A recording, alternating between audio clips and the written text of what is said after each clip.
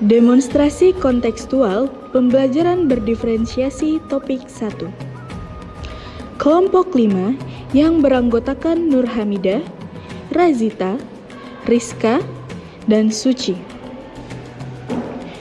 Apa itu pembelajaran berdiferensiasi?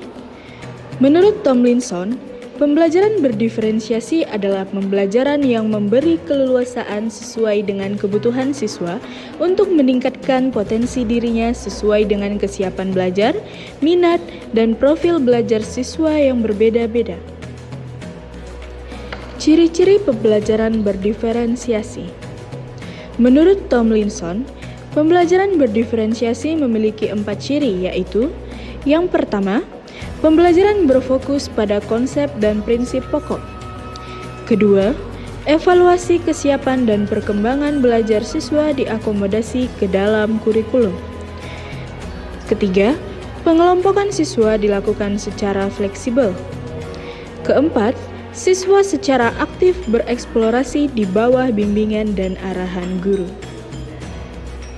Hal-hal yang perlu dilakukan untuk menyiapkan pembelajaran berdiferensiasi: yang pertama, menentukan tujuan pembelajaran. Kedua, memetakan kebutuhan belajar murid seperti kesiapan belajar, minat, dan profil belajar.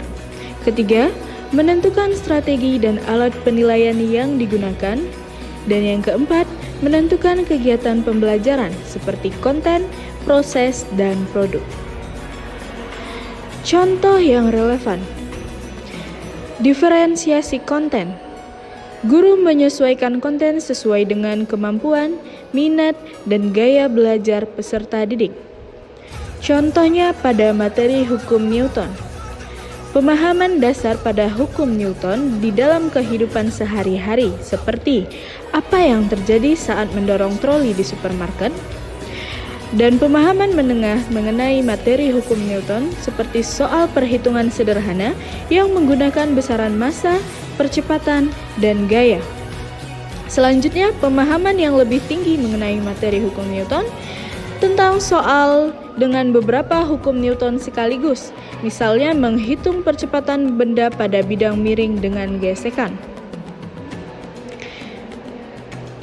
Adapun contoh yang relevan terdapat pada diferensiasi proses.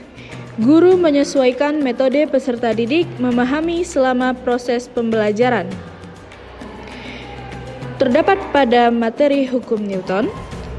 Untuk video yang digunakan yaitu video animasi yang menunjukkan penerapan hukum Newton, sehingga peserta didik menjelaskan bagaimana gaya bekerja di setiap contoh hukum Newton. Selanjutnya, alat peraga seperti troli, beban, dan tali. Peserta didik dapat melakukan percobaan mengukur gaya dengan mempercepat atau memperlambat troli menggunakan penggaris dan stopwatch. Untuk contoh yang relevan diferensiasi produk, pemahaman dan keterampilan peserta didik berupa produk pembelajaran. Pada materi hukum Newton, dapat digunakan PPT atau video. Peserta didik dapat membuat presentasi visual tentang ketiga hukum Newton dan memberikan contoh penerapan dalam kehidupan sehari-hari. Untuk model fisik, peserta didik membuat alat sederhana yang menunjukkan penerapan hukum Newton. Dan untuk cerita atau komik, melalui cerita yang menarik, peserta didik membuat karakter yang mengalami berbagai peristiwa hukum Newton. Contoh yang relevan tentang diferensiasi lingkungan belajar yang disesuaikan dengan kebutuhan peserta didik seperti eksperimen, virtual, diskusi kelompok, dan mandiri. Demikian, terima kasih. Sampai jumpa.